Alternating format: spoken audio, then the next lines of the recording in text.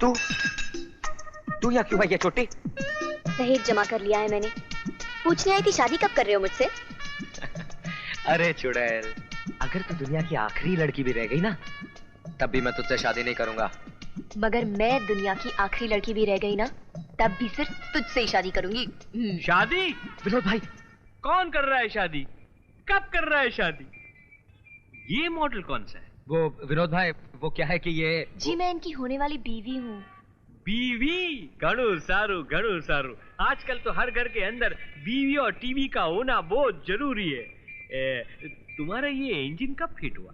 नहीं विनोद भाई, वो तो अरे घबराओ नहीं। आजकल मेरे को भी शादी, दूल्हा, दुल्हन, बारात, हनीमून, इन शब्दों से एकदम प्रेम हो गया है। क्यों? क्योंकि अगले महीने मेरी भी शादी पक्की हो गई है शर्मिली के साथ।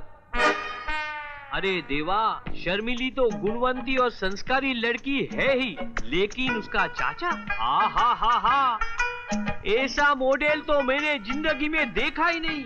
कितना सीधा साधा, कितना भोला, अरे देवता है देवता। तो इसका मतलब आप इनके चाचा से भी मिल चुके हैं? हाँ, आज सवेरे ही दर्शन हुए थे उनके। शादी का जोड़ा, शादी के गहने, शादी का पूरा खर्चा, हनीमून की टिकट सब ले गए। आप दोनों शादी में आना हो, मैं सबको बुलाने वाला हूँ। मैं सबको कार्ड दूंगा। कार्ड मेरे को प्रेस में जाना है।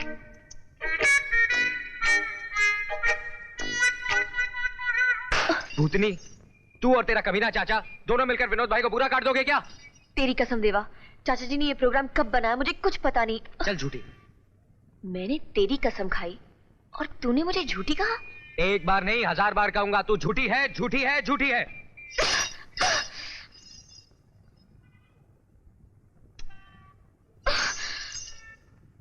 चाहता तो तुम्हारे होठों को भी चूम सकता था, लेकिन ये सजा ज्यादा अच्छी रहेगी। अपने हाथ संभाल के रखना, क्योंकि ये जहां जहां छुएंगे समझना मैंने चूमा है।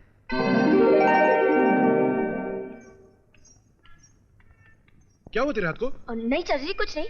फिर छुपा क्यों रही है? बता ना। कुछ भी तो नहीं है, नखरे करती है। तेरे हाथ कितने प्यारे हैं।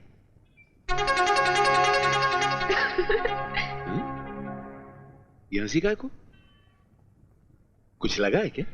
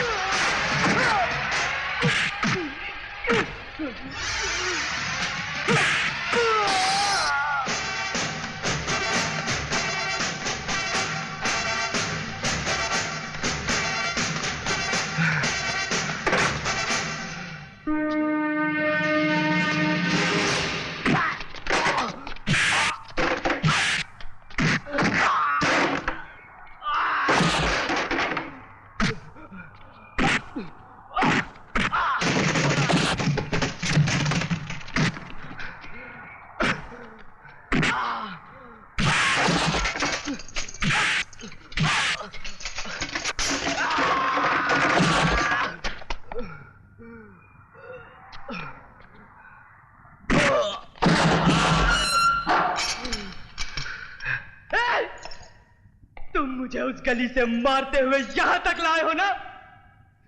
याद रखना, मेरा बाप तुम्हें मारते हुए इस शहर से बाहर ले जाएगा। जानते हो मेरा बाप कौन है? तुझे पता है या तुझे भी अपनी मां से पूछना पड़ेगा? लग गई, तुझे अब नजर लग गई। इस सवाल का जवाब तुझे मैं नहीं, मेरा बाप देगा।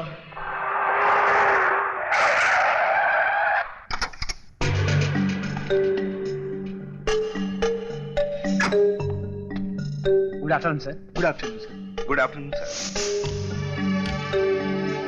हमारा सेक्रेटरी, हमारे मैनेजर्स, यहां तक कि हमारा वकील भी यहां मौजूद है। जरूर कोई संगीन बात है। मामला क्या है? सर प्लीज आप अपने आप पर काबू रखिएगा। हम सभी जानते हैं कि आपकी सिर्फ एक ही कमजोरी है। क्या हुआ निरंजन को? सर निरंजन बाबा ने एक लड़की का रेप किया है। अच्छा, इतना बड़ा हो गया है वो? कमाल करते हो तुम लोग भी। इतनी मामूली सी बात के लिए इतनी इंपॉर्टेंट बिजनेस मीटिंग से मुझे यहां बुला लिया। भंडारी, उस लड़की को 2-4 लाख रुपया भिजवा दो। वो लड़की मर चुकी है sir.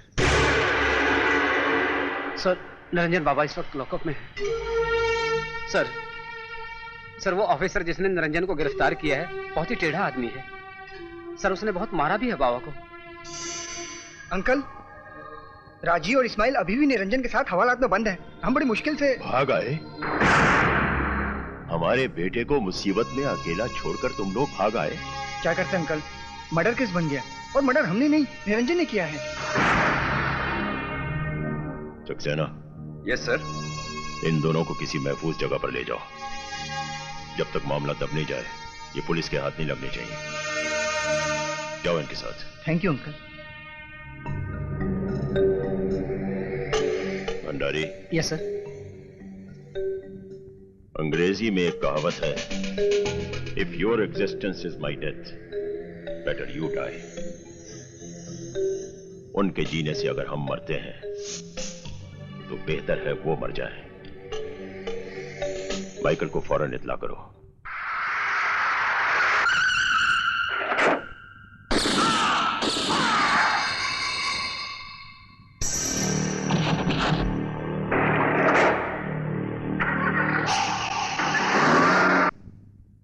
I am sorry sir, मैं उसे रिहा नहीं करूंगा। खुदकुशी करने का ख्याल अपने जहन से निकाल दो सिद्धांत। मैं तुम्हें पसंद करता हूं, इसीलिए यह सलाह दे रहा हूं। This is my personal request. मैं वर्दी में किसी भी रिक्वेस्ट को नहीं सुनता हूं सर। तो फिर यह मेरा ऑर्डर है। मैं वर्दी में गलत ऑर्डर भी नहीं मानता सर। तो मजबूरन मुझे तुम्हारा ट्रांसफर करना पड़ेगा। आप वो भी नहीं कर सकते क्योंकि मैं खुद नौकरी से इस्तीफा दे रहा हूं। सिद्धांत, नहीं चाहिए मुझे ऐसी नौकरी जो अमीरों के दबाव में आकर गरीबों को इंसाफ ना दे सके। ये रहा मेरा रेजिग्नेशन लेटर, लीजिए।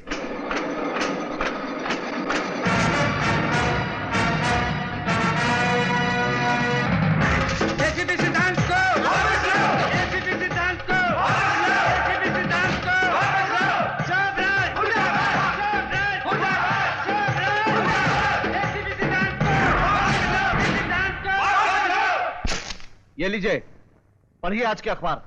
और जिन लोगों को पढ़ना नहीं आता उन्हें मैं खुद पढ़कर सुना देता हूं। किस किस्म की सरकार इस देश को चला रही है। इस सरकार के राज में इंसाफ कहां खोकर रह गया। इस केस को दबाने के लिए चीफ मिनिस्टर को कितना इनाम मिला। कमिश्नर साहब, ऑपोजिशन पार्टी और जनता हम सबसे हमारे त्याग पत्र मांग रही है। क्या जवाब दूं मैं उन्हें? सर, ऐसा पहली बार हुआ। जी हां, सच्चाई अपना असली रंग दिखा रही है। ऐसा पहली बार हुआ है कि इंसाफ मांगने के लिए लोग बाहर सड़कों पर निकल आए। इससे पहले कि ये इशू और बढ़ जाए उस एसीपी को बुलाइए। सर आपको अंदर बुलाया। आपने मुझे याद किया सर। पुलिस डिपार्टमेंट को आप जैसे सच्चे और ईमानदार ऑफिसर की जरूरत है। कल से ही ड्यूटी ज्वाइन कर लीजिए। सर, मैं आपके ऑर्डर की इज्जत करता हूं, लेकिन इसके लिए आपको मेरी 2 शर्तें माननी होंगी। मिस्टर सिद्धांत, तुम होश में तो हो? जानते हो तुम किससे बात कर? त्रिपाठी जी, क्या शर्तें हैं आपकी? मेरी पोस्टिंग उसी जगह होगी सर जहां मैं पहले था, और मेरे आखिरी केस का मुजरिम जो इस वक्त आजाद है वो मुझे दोबारा मेरी हवालात में चाहिए। कमिश्नर साहब, आप होश में तो हैं? जानते हैं आप क्या कह रहे हैं? क्या बात है डैड? कुछ नहीं बेटे, तुम्हें मेरे साथ चलना होगा। जी? I am sorry mister Shobhraj, मैं मजबूर हूं। यह चीफ मिनिस्टर का हुक्म है। Chief minister? जी। ठीक है, हमारा बेटा आपके साथ जाएगा, लेकिन इसे ले जाने से पहले एक बात सुन लीजिए। रात का खाना ये खा चुका है, और सुबह का नाश्ता हमारे साथ यहीं करेगा। मगर डैड। घबराओ नहीं, मैं हूं ना। जाओ इनके साथ।